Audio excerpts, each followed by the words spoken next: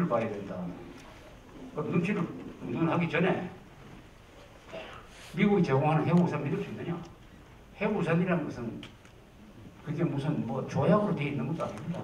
그냥 약속으로, 애매모호한 약속으로 되어 있어요. 한국이 핵공격을 받으면 북한을 핵공격한다는 의미가 포함되어 있는 것을 해구우산이라고 그래요. 근데 이게 과연 작동할 수 있느냐 하는 것은 알아봐야 됩니다. 서울이 핵공격을 받으면 뭐 그걸로 끝 아닙니까? 그러면은 북한이 믿어야 돼요. 우리가 서울을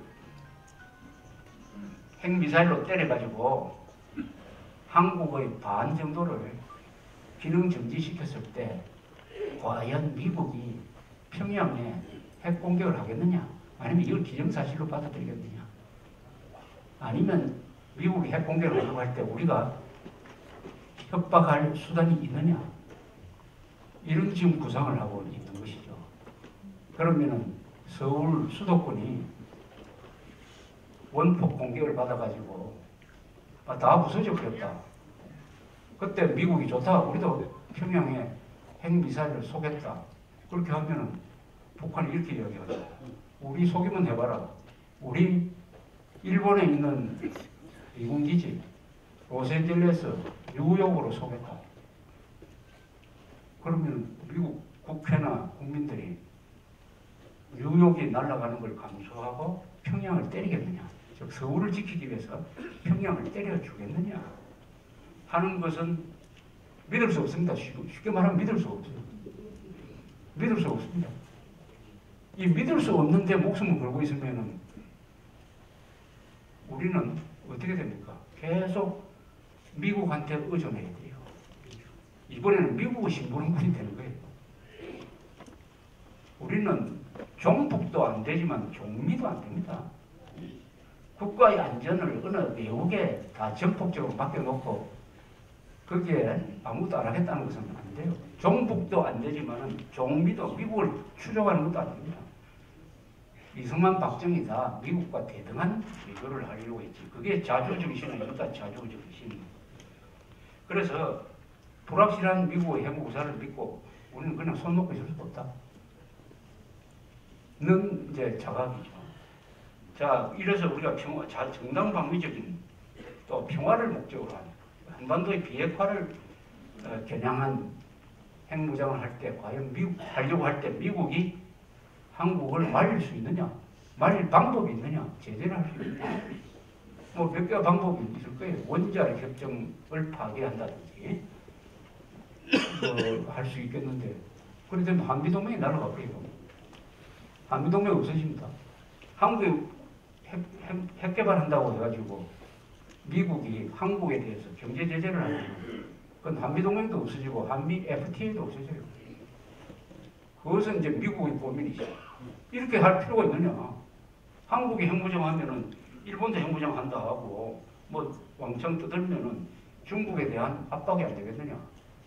그리고 사실은 최종적으로 한국이 핵무장을 한다 하더라도 그게 미국의 국가 이익에는 오히려 도움이 된다. 더구나 중국과 러시아가 핵을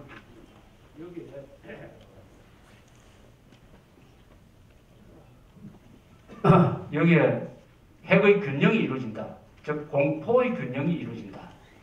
냉전 시대가 왜 핵전쟁을 안 갔느냐 하면은 공포의 균형이 이루어졌기 때문입니다.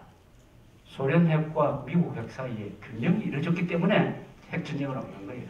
그럼 한쪽만 가지고 있었으면은 그 핵 가지고 아마 별별 나쁜 짓을 다 했을 거예요. 동북아시아에서도 핵 균형이 이루어집니다. 또 동북아시아에서 중요한 다 핵무기 가지고 갖는 게 오히려 평화를 보장하는 것일 수도 있는 것입니다. 그리고 그런 좋은 예가 있어요. 인도가 핵 무장을 했습니다. 1974년에 핵실험을 했어요. 그 뒤에 꾸준히 핵폭탄을 만들다가 국제적으로 공인을 받고 싶어 했습니다. 그래서 1998년에 한 5방 터뜨렸어요. 그래서 우리는 당당하게 미국, 소련과 같은 핵 보유국 인정을 받겠다라고 나왔습니다. 그것도 선거를 통해서 결정을 했어요. 총선 때, 98년 초에 총선 때 그 주장을 하는 정당을 인도 사람들이 집권당으로 만들었어요. 그러니까 핵심을 협의했어요. 그 다음에 인도하고 뭐 미국 사이에는 무슨 방위 조약도 없고 뭐 별로 친한 나라도 아니었습니다. 원래 인도는 과거에는 사회주의를 하다 보니까 소련하고 가까웠죠. 근데 인도는 왜 핵무장을 했느냐? 핵실험을 하고 나서 세계에 이렇게 선언을 했습니다. 우리가 핵무장을 한 거는 중국 때문이다. 중국이 국경 문제도 막 일으키고 중국이 테러도 막 지원하고 특히 파키스탄 지원하고서 우리 핵무장 안 할 수 없다. 이렇게 이야기했어요. 미국과 일본이 형식적인 경제 제재를 했습니다. 아주 형식적인 거예요. 근데 이 경제 제재가 안 먹혀 들어가는 거예요. 인도는 이미 개방 체제입니다. 큰 경제예요. 그 경제 제재하는 2년 동안 인도의 경제 성장률은 더 높아져 버렸어요. 그러면서 미국이 생각을 바뀌었습니다. 가만히 생각하니까 중국에 대한 견제로서 인도가 좋다. 인도가 핵무장이 우리한테 유리하다. 그럼 인도 핵무장을 공인해 주자. 그래서 두 나라 사이에 여러 번 접촉이 오고 가다가 2006년인가 그때 인도하고 미국 사이에 민간인 원자력 협정이 맺혀집니다. 그걸 통해서 인도는 어떤 혜택을 받느냐? NPT에 지금 인도는 가입하지 않습니다. 그러나 IAEA 국제 원자력 기구의 사찰은 받아요. 사찰도 다 받지 않습니다. 가지고 있는 원자로 중에서 군사용은 싹 빼고 그것은 사찰 안 받아요. 민간 부분의 원자로만 사찰을 받고 원래 인도가 NPT에서 탈퇴하면은 원자력 기술을 수입할 수 없게 되어 있습니다. 그래서 원자력 기술을 수출하는 나라가 있습니다. 뉴클리어 스플라이어즈 그룹, 뉴클리어 NSG라는 한 40개 나라가 들어가 있어요. 근데 이 나라에 대해서 미국이 로비를 했습니다. 인도에 대해서는 특혜를 주자. 그래서 인도에 대해서는 금수 조치를 취하지 말자 해가지고 그것도 해제가 됐어요.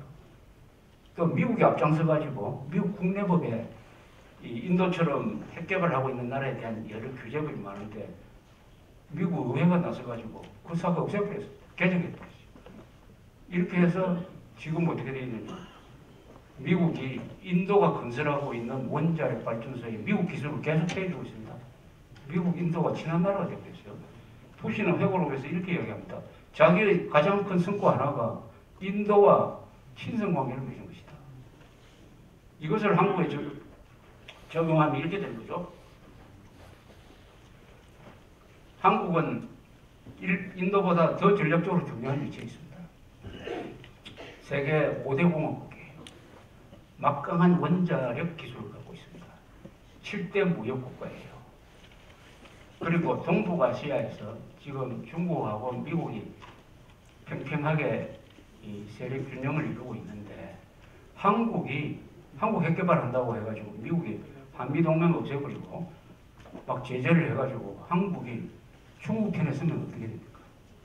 이런 엄청난 나라가 한국이 중국 편에서 차를 써버리면 중국 편으로 밀어버리는 거죠. 그러면은 동북아시아에서 미국이 설 땅이 있습니까? 그 말은 한국이라는 나라의 전략적 가치, 국력은 인도보다 더 센 겁니다.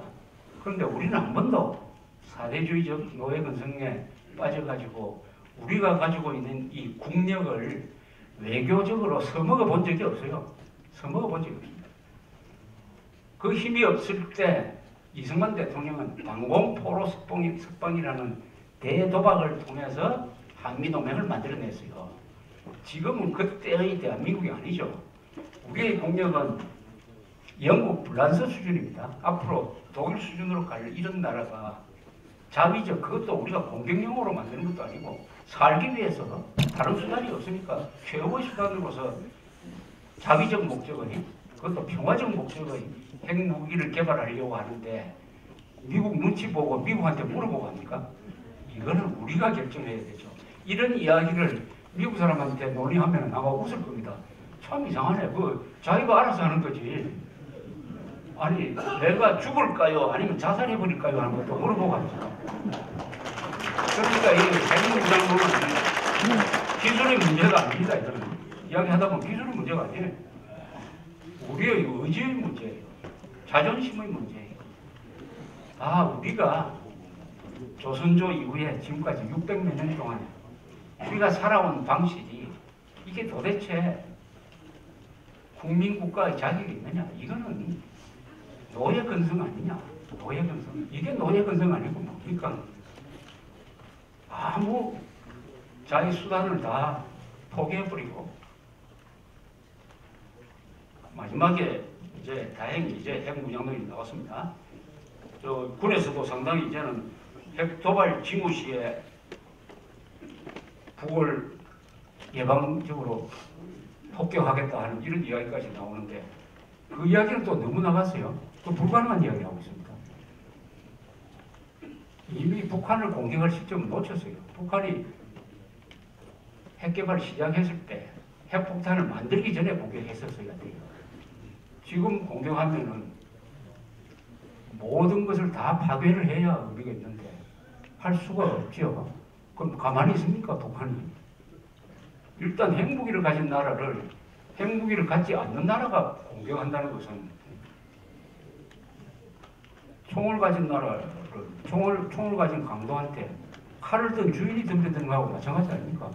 그럼 잘 됐다 해가지고 쏘아버리죠. 도발 징후시, 핵도발 징후시에 사전폭격 선제 공격을 하겠다는데 핵도발 징후를 어떻게 포착을 합니까? 확실하게 김정은이가 내일 12시간 뒤에 핵미사일을 쏘겠다 하는 정보를 우리가 어떻게 판단을 합니까? 김정은이 가슴속에 들어갈 수도 없는데 또 그런 불확실한 정보를 가지고 우리나라 대통령이 선제 공격하라고 명령을 한다?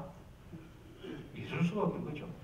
두 번째는 그래서 굉장히 용감한, 용감한지 무모한지 모르겠는데 용감한 한국 대통령이 있어가지고 좋다. 북한의 핵시설을 공격하라 해서 공격을 했다고 합시다. 다 부술 수 없는 거죠. 수백 개가 되는 핵폭탄을 언제 다 부숩니까? 100개 중에 80개를 부수었다. 그걸로 우리가 이깁니까? 100개 중에 80개, 20개가 남아있어요. 20개는 당장 한국을 향해서 날아옵니다. 한국이 망해버리죠. 그럼 한국은 어떤 나라가 되느냐? 괜히 북한을 공격해가지고 핵 공격 받아가지고 지구상에 소멸했다. 이런 나라가 될 겁니다. 있을 수 없는 꿈같은 시나리오를 우리 군대가 이야기를 하고 있어요. 그런 시간이 있으면 앞장서가지고 자율적 핵무장론이라는 이야기를 하지. 그런 용기가 없으니까 있을 수 없는 이야기를 해가지고 국민들을 지금 안심시키려고 노력을 하는데 우리 군의 창피한 거는 6.25 우리가 월남전을 거치면서 한국과 미군이 같이 싸운 그 피의 대가로서 만들어낸 이 한미연합사를 자기들 손으로 해체해놓고 그 해체하는 논리에 반대하다가 노무현이가 하자고 하니까 다 장성 논리로 가가지고 단 한 사람의 장성도 단 한 사람의 장교도 그게 항의 한마디 못하고 북한을 이롭게 하는 한미연합사 해체를 했다는 사실입니다. 이런 군 지휘부 4대 근성 노예 근성에 젖어 있는 이런 군대부터 바꿔야 됩니다.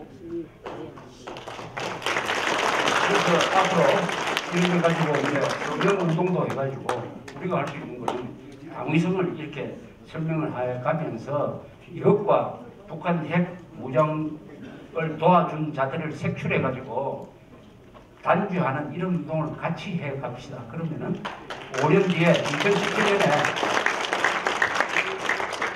2017년에 뭐 또 우리 생애의 가장 길었던 날 같은 그런 악몽을 아마 사진을 막을 수 있을 것이라 이렇게 생각합니다. 3월 14일에 다시 뵙겠습니다. 감사합니다.